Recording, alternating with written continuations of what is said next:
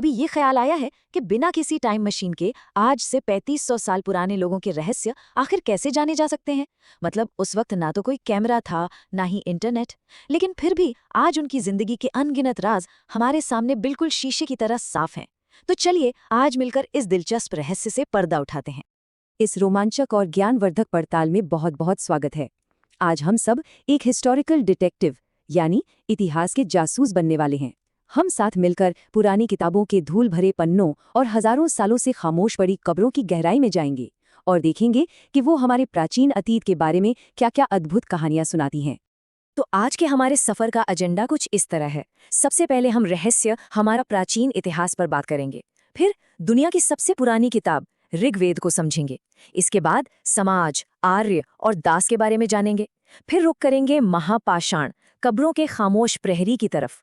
उसके बाद कंकाल और इनाम गांव के रहस्य सुलझाएंगे और अंत में मुख्य बातें और सारांश के साथ इस चर्चा को पूरा करेंगे। तो चलिए अपनी जांच का पहला हिस्सा शुरू करते हैं, रहस्य हमारा प्राचीन इतिहास। और अब बढ़ते हैं अपने पहले बड़े सुराग की ओर, सबसे पुरानी किताब ऋग्वेद। इतिहासकार और पुरातत्वविद बिल्कुल जासूसों की तरह ही काम करते हैं। वे इतिहास को समझने के लिए जमीन के अंदर दबी चीजों और पुराने स्रोतों को खंगालते हैं।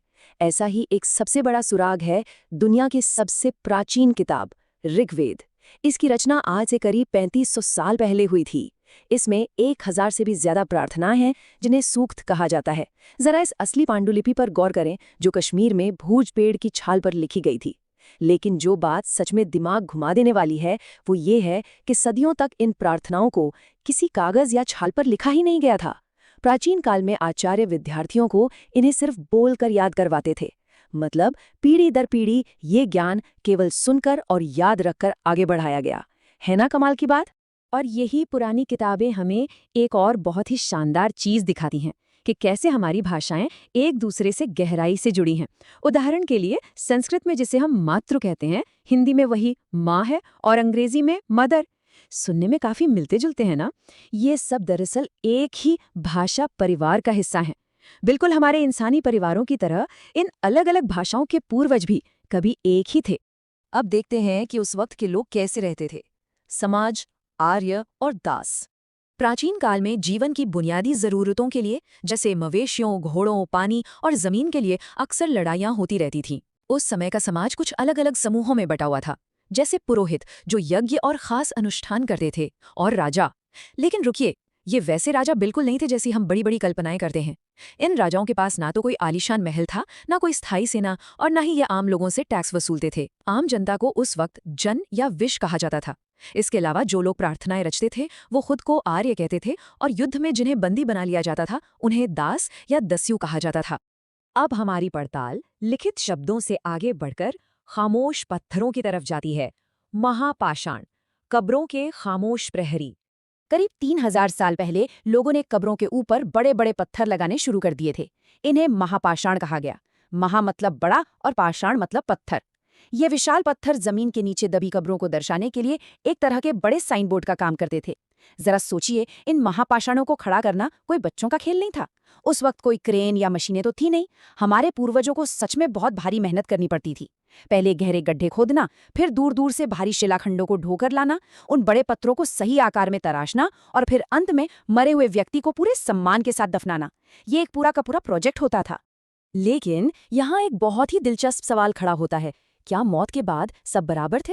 जब खुदाई हुई तो एक बहुत ही चौंकाने वाला सच सामने आया। ब्रह्मागिरी नाम की एक जगह पर एक कब्र के अंदर पूरे 33 सोने के मनके और शंख मिले हैं। वहीं दूसरी ओर कुछ सामान्य कब्रों में मरे हुए लोगों के पास सिर्फ कुछ साधारण मिट्टी के बर्तन ही पाए गए। तो ये हमें क्या बताता है? ये साफ तौर पर दिखाता है कि आज की ही तरह उस प्राचीन समाज में भी अमीरी और गरीबी यानी सामाजिक असमानता मौजूद थी। कुछ लोग बहुत अमीर थे तो कुछ काफी गरीब। और इन कब्रों से एक बहुत बड़ा खुलासा भी होता है। महापाषाण कब्रों की जब खुदाई की गई तो पुरातत्वविदों को लोहे के औजार, कटार और घोड़ों के उपकरण मिले। ये कोई छोटी मोटी बात नहीं है, क्योंकि याद कीजिए इससे पहले के जो हड़प्पा शहर थे वहां के लोग लोहे का इस्तेमाल करना बिल्कुल नहीं जानते थे। इसका सीधा सा मतलब है कि इस समय तक आते आते लोगों ने लोहे जैसी मजबूत धातु का इस्तेमाल करना सीख लिया था। ये उस दौर का एक बहुत बड़ा गेम चेंजर था। चलिए अपनी जासूसी को थोड़ा और वैज्ञानिक बनाते हैं। कंकाल और ईनाम गांव के रहस्य। ये सोचना सच में बहुत दिलचस्प है कि वैज्ञानिक सिर्फ एक कंकाल को देखकर कैसे पता लगा लेते हैं कि वो किसी महिला का है या पुरुष का। अब पहली नजर में लगेगा कि गहनों से पता लगा सकते हैं, लेकिन नहीं, पुराने जमाने में पुरुष भी खूब गहने पहनते थे। तो सबसे सही तरीका क्या है? सबसे सटीक और आधुनिक तरीका है कूल्हे की हड्डी यानी पेल्विक बोन की जांच करना। विज्ञान हमें बताता है कि क्योंकि महिलाएं बच्चों को जन्म देती हैं, इसलिए उनका कटी प्रदेश पुरुषों के मुकाबले थोड़ा ज्यादा चौड़ा होता है। बस इसी बात से असली पहचान हो जाती है। और अब एक नजर डालते हैं इनाम गांव की एक हैरान कर देने वाली खोज पर। यहाँ खुदाई में एक आदमी को 5 कमरों वाले एक बड़े मकान के आंगन में दफनाया हुआ पाया गया, वो भी 4 पैरों वाले मिट्टी के एक बहुत बड़े संदूक के अंदर। जरा कल्पना कीजिए, घर के बिल्कुल बीचों बीच इतनी बड़ी कब्र। ये इस बात का एक बहुत ही पुख्ता सबूत है कि ये व्यक्ति कोई बहुत ही महत्वपूर्ण इंसान या शायद उस पूरी बस्ती का मुखिया या सरदार रहा होगा। तो चलिए, अब तक जो कुछ भी हमने देखा उसे समेट लेते हैं, मुख्य बातें और सारांश। आज की इस जासूसी भरी यात्रा में हमने बहुत सारे शानदार सुराग इकट्ठे किए हैं। चलिए मुख्य बिंदुओं पर एक नजर डाल लेते हैं। पहला, ऋग्वेद हमारी सबसे पुरानी किताब है जो 3500 साल पहले रची गई थी। दूसरा, भाषाएं हमें जोड़ती हैं और दिखाती हैं कि कैसे कई अलग अलग भाषाएं एक ही परिवार का हिस्सा हैं। तीसरा, करीब 3000 साल पहले महापाषाण बनाए गए जो कब्रों के प्राचीन साइनबोर्ड की तरह थे। चौथा, इन कब्रों में दफन सामान हमें प्राचीन समाज की अमीरी और गरीबी का साफ अंतर बताते हैं। और अंत में कंकालों की हड्डियों का वैज्ञानिक अध्ययन हमें उस समय के स्त्री पुरुष की पहचान करने में मदद करता है। तो अगर आज एक हिस्टोरिकल डिटेक्टिव बनकर इतिहास के इन पन्नों को पलटने में सच में मजा आया हो तो इसे लाइक करना बिल्कुल ना भूलें। ज्ञान तो बांटने से ही बढ़ता है ना, इसलिए इसे शेयर जरूर करें और हमारे चैनल को सब्सक्राइब कर लें ताकि भविष्य में ऐसी ही और भी कई रोचक चर्चाएं हम साथ मिलकर कर सकें। हम अपनी आज की इस रोमांचक पड़ताल को इस बहुत ही गहरी बात के साथ खत्म करेंगे।